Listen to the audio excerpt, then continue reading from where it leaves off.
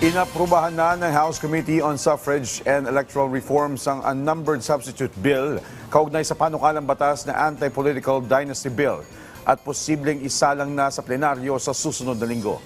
Silipin ang detalye sa report ni R.R. Tubise. Aprobado na suffrage and electoral reforms ang unnumbered substitute bill na nagbabawal sa political dynasty. Ito ang pinagsama-samang bersyon ng 25 panukala. Ang working draft na ito ay base sa House Bill 6771 na inihain ni na House Speaker Faustine III, Leader Sandro Marcos. Yun kay Alonto, ito ang may pinakamaraming co-authorships at taga-suporta. Bagamat sa cloud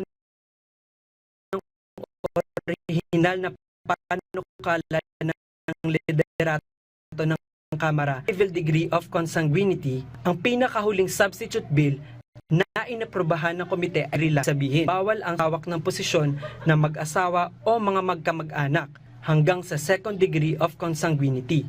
Kabilang dito ang magulang, anak, kapatid, lolo at lola. Ipinagbabawal din ang simultaneous holding ng posisyon sa national, provincial, city, municipal at barangay level.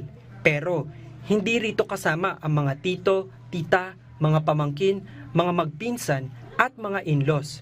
Kinwestiyon naman ni Caloocan 2nd District Representative Edgar Erice ang naipasang panukala sa committee level dahil pro-political dynasty bill umano ito.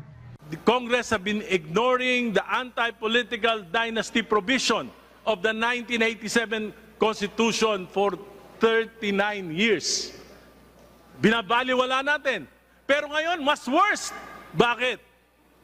Binabastos natin ang essence ng Konstitusyon kung ipapasa natin itong bill na ito.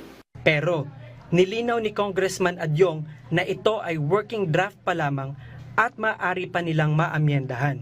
We allow the consolidation of the House bills, but we also emphasize that the working draft that will be used is House Bill 6771, which essentially covers a substantial portion of the substitute bill that we have. Can you still ask questions or raise concerns on specific sections on the substitute House bill that we have just adopted?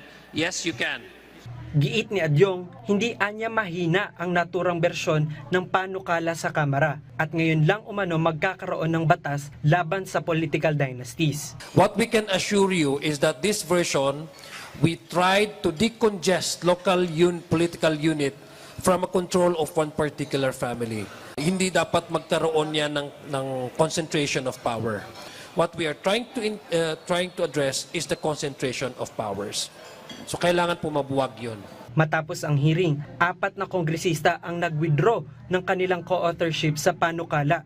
Sa susunod na linggo, maisasalang na raw ang panukala para sa plenary sponsorships at debates. R.R. Tubise para sa Pambansang TV sa Bagong Pilipinas.